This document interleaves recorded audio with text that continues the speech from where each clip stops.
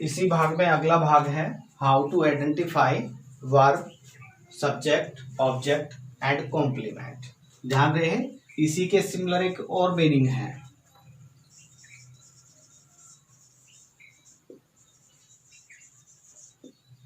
ठीक है, COMPLIMENT, और यहां पर केवल अंतर ई का है। अगर आई कर दोगे तो ये बन जाएगा प्रशंसा करना। ठीक है, प्रशंसा या प्रशंसा करना बन जाएगा। तो ध्यान रखना स्पेल का भी बहुत बड़ा योगदान रहेगा इसमें।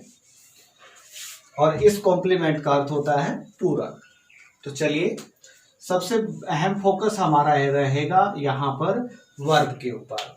वाक्य के अंदर वर्ब अगर हमने आइडेंटिफाई कर ली तो इस वर्ब की सहायता से हम इन तीनों चीजों को पहचान पाएंगे। पहला भाग लेंगे हम सब्जेक्ट। एक वाक्य का सब्जेक्ट निकालने के लिए हम दिए गए वाक्य में हु से पर्सन करते हैं। किससे पर्सन करते हैं? हु, या हिंदी में मैं कहूं कौन। कौन से पर्सन करने पर आने वाला जो जवाब होगा वो हमारा क्या होगा? सब्जेक्ट होगा। क्या ये सभी जगह लागू होगा? क्या संभव है? नहीं, हमारा जवाब होगा नहीं। लेकिन फिर भी हम मानते इसको 90% के लगभग केसेस के अंदर हु का आंसर हमारा बिल्कुल सही बैठेगा। अब देखते हैं कहां पर हु का जवाब सब्जेक्ट नहीं बनेगा और कहां पर बनेगा, उनकी हम बात करते हैं। ठीक है, अब एग्जाम्पल देखते हैं। जैसे I am teaching English. Verb क्या है दिए गए वाक्य की? तो यहां पर हमारा जवाब होगा एम टीचिंग। इस दी गई वर्ब से क्वेश्चन करना है हमें, और किसका यूज करते हुए? हु का। Who is teaching English. और क्वेश्चन फॉर्मेशन करना मैंने आपको पहले ही इससे पिछली वाली वीडियो में बता दिया था, और वीडियो का लिंक डिस्क्रिप्शन बॉक्स में मिलेगा आपको, चाहे तो आप वहां पर उसको जाकर देख सकते हैं। ठीक है, वहां पर मैंने आपको बताया था कि जब हु से हम क्वेश्चन फ्रेम करते हैं तो सब्जेक्ट को हमें हटाना पड़ता है।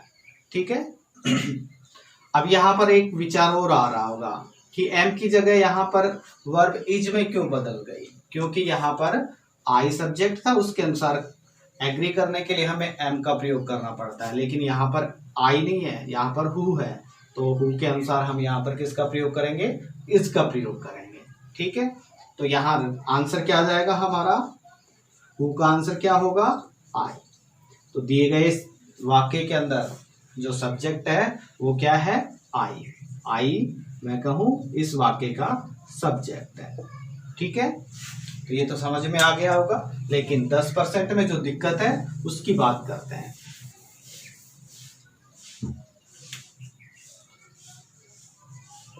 There was a king. मैंने कहा था सब्जेक्ट निकालने के लिए किससे क्वेश्चन करना है? हु से। हु वॉज देयर, जबकि हमें यहां पर हटाना क्या पड़ रहा है? A king. और मैंने अभी थोड़ी देर पहले ही बताया था कि फाइनाइट वर्ब से पहले का भाग हमारा क्या होता है? सब्जेक्ट होता है। तो उस चीज को भी यहाँ पर हमें इस्तेमाल में काम में लेना है, प्रयोग करना है। यहाँ की वर्ब फाइनाइट वर्ब कौन सी है? वॉज। और वॉज से पहले वाला भाग क्या है? देयर। तो देयर इस वाक्य का क्या है? सब्जेक्ट। जबकि हु के लिए हमें किसका प्रयोग करना पड़ रहा है? या हम आंसर देखेंगे तो आंसर हमारा आएगा ए किंग। तो इस प्रकार से हम कह सकते हैं कि हु 100% सब्जेक्ट को नहीं निकालता। तो अब यहां पर बात करें, ये देयर सब्जेक्ट के रूप में प्रयोग किया गया है और वाक्य की शुरुआत करने के लिए। अब ये जो सब्जेक्ट्स हैं इनकी हम आगे भी बात करेंगे कि किस किस टाइप के सब्जेक्ट हैं। ठीक है, तो जहां तक मुझे उम्मीद है सब्जेक्ट समझ में आ गया होगा। वर्ब आप लोग आसानी से समझ ही जाएंगे। वर्ब का यहाँ पर दो ही भाग समझना है, एक तो एचवी और एक एमवी। अगर एमवी अकेली दे रखी है तो एचवी वहां नहीं मिलेगी, और एचवी दे रखी है तो एचवी के बाद हमें एमवी मिलेगी, और उस एचवी और एमवी से ही हमें क्वेश्चन वर्ड जो मैं यहाँ बता रहा हूं उनकी सहायता से क्वेश्चन करना है। अगला है हमारा ऑब्जेक्ट। वाक्य में ऑब्जेक्ट हम कैसे निकालें? अब देखें, सबसे पहले तो ऑब्जेक्ट के दो प्रकार होते हैं। कितने प्रकार होते हैं? दो। पहला डायरेक्ट और दूसरा इनडायरेक्ट। ठीक है, डायरेक्ट ऑब्जेक्ट होता है नॉन लिविंग। कैसा होता है? नॉन लिविंग बीइंग होता है, और ये लिविंग बीइंग।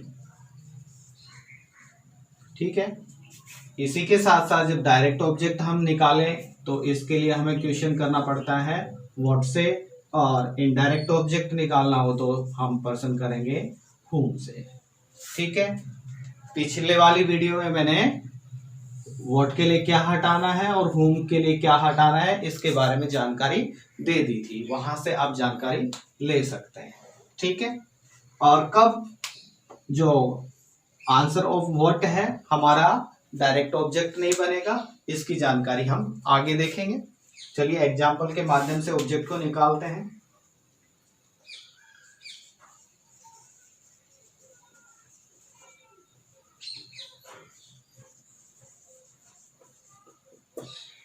एग्जाम्पल है he gave me a gift। अब यहां पर सबसे पहला काम वर्ब को आइडेंटिफाई किया वर्ब को, तो वर्ब क्या निकली? गिव। अब यहां पर क्वेश्चन किया हमने हु से, जवाब क्या आया? ही। तो ये तो हो गया सब्जेक्ट।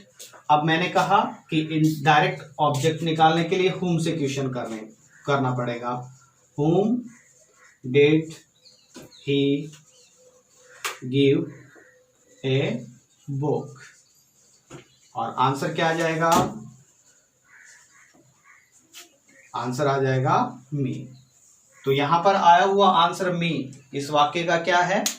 Indirect object. चलिए अब डायरेक्ट ऑब्जेक्ट को भी देख लेते हैं, इसी सेंटेंस के माध्यम से देख लेते हैं।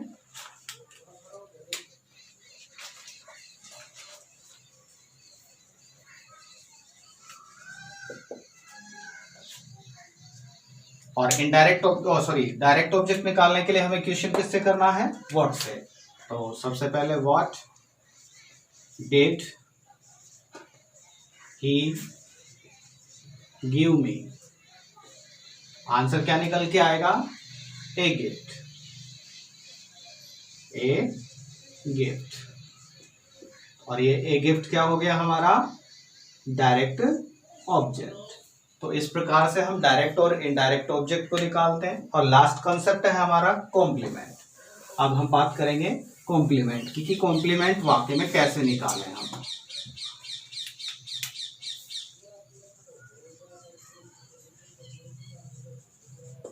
कॉम्प्लीमेंट में ध्यान रखना है आई नहीं आएगा, यहां पर ई ही रहेगा। ठीक है, कभी आई कर दोगे तो प्रशंसा करना हो जाएगा।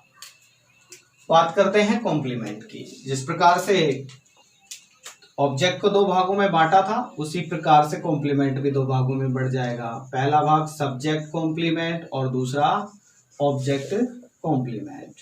मतलब ऐसा कॉम्प्लीमेंट जो सब्जेक्ट के लिए काम में लिया जाए सब्जेक्ट कॉम्प्लीमेंट, और जो ऑब्जेक्ट के लिए काम में लिया जाए वो ऑब्जेक्ट कॉम्प्लीमेंट। ठीक है, अब यहां पर एक चीज सिमिलरिटी है दोनों के अंदर, जो सब्जेक्ट और ऑब्जेक्ट दोनों कॉम्प्लीमेंट हैं, वो जवाब होते हैं हमारे व्हाट के। किसके उत्तर होते हैं? व्हाट के ही उत्तर होते हैं। और व्हाट का आंसर अभी हमने पढ़ा था ऑब्जेक्ट के अंदर भी। किसके अंदर पढ़ा था? ऑब्जेक्ट के अंदर। और ऑब्जेक्ट कौन सा? Direct object. लेकिन कॉम्प्लीमेंट में और फिर डायरेक्ट ऑब्जेक्ट में क्या अंतर रहेगा, इसकी चर्चा अब हम करते हैं। एग्जाम्पल देखिए, ही इज ए डॉक्टर। अब यहां पर सब्जेक्ट निकालना हो तो किससे क्वेश्चन करेंगे हम? हु से। हु से क्वेश्चन करते ही हमारा सब्जेक्ट निकल जाएगा। ही क्या निकल जाएगा? सब्जेक्ट। वर्ब क्या हो जाएगी? इज। अब बचा हुआ भाग ए डॉक्टर, वह क्या है? एक डॉक्टर है। किसका उत्तर है? व्हाट का। किसका उत्तर है? व्हाट का। अभी हम नहीं बात करेंगे कि ये डायरेक्ट ऑब्जेक्ट है या कॉम्प्लीमेंट, अभी थोड़ी देर रुक के बात करते हैं। दूसरा एग्जांपल लेते हैं। वी मेड हिम फूल। हमने क्या बनाया? उसे मूर्ख बनाया। बनाने वाले कौन? हम। तो क्या हो जाएगा? सब्जेक्ट। मेड क्या हो जाएगी? वर्ब। किसे बनाया? उसे बनाया, मतलब हुम का उत्तर कोई दिक्कत ही नहीं है, निर्विवादित हमारा इनडायरेक्ट ऑब्जेक्ट। क्या बनाया? फूल। किसका उत्तर? व्हाट का। अब देखिए, अब यहां पर हम कंपैरिजन करते हैं दो चीजों से कि कॉम्प्लीमेंट के कितने भाग? 2 भाग, और इन्हीं दोनों भागों से हम इनका कंपैरिजन करते हैं। किसका? आंसर ऑफ व्हाट का। अब बताओ, ही और ए डॉक्टर दोनों अलग अलग हैं या एक ही है? सोचो, दोनों क्या है? एक है या अलग अलग है? तो हमारा जवाब क्या होगा? एक है। इसी प्रकार से वी और हिम दोनों अलग अलग हुए, तो फूल को हम देखते हैं वी से मैच करके। हम ने उसे मूर्ख बनाया, हम तो नहीं है मूर्ख, तो फूल वी से मैच नहीं हो रहा। किससे मैच हो रहा है? हिम से मैच हो रहा है। तो यहां पर आंसर ऑफ व्हाट किससे मैच हो रहा है? ऑब्जेक्ट से, और ऊपर वाले सेंटेंस में सब्जेक्ट से। तो मतलब व्हाट का आंसर जब सब्जेक्ट या ऑब्जेक्ट से मैच खा जाए तो ऐसी स्थिति में व्हाट का आंसर क्या बन जाएगा? कॉम्प्लीमेंट बन जाएगा। अगर सब्जेक्ट से मैच खाए तो सब्जेक्ट कॉम्प्लीमेंट, और ऑब्जेक्ट से मैच खाए तो ऑब्जेक्ट कॉम्प्लीमेंट। उम्मीद है आपको आज की क्लास पसंद आई होगी, और अगर आपको क्लास अच्छी लगी तो लाइक, शेयर और कमेंट जरूर करें। अगर किसी प्रकार का कोई डाउट है तो वो कमेंट बॉक्स में जरूर लिखें। धन्यवाद।